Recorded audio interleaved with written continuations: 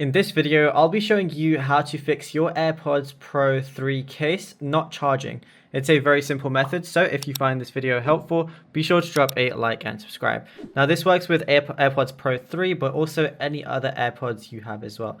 So let's say your case isn't charging. The first thing I want you to do is basically look at the port for the charging and just make sure that there's no dust or like nothing stuck inside, because that could be the reason. So I have a USB-C port right here.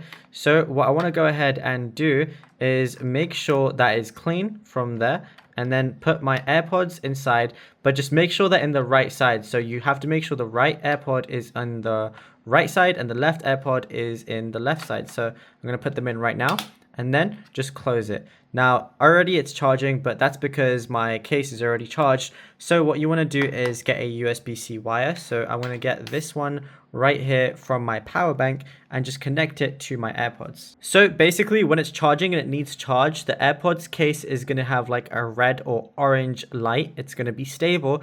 And then when it's fully charged, it's going to have that green light right there. And it's as simple as that. Now, if you found this video helpful, be sure to drop a like and subscribe.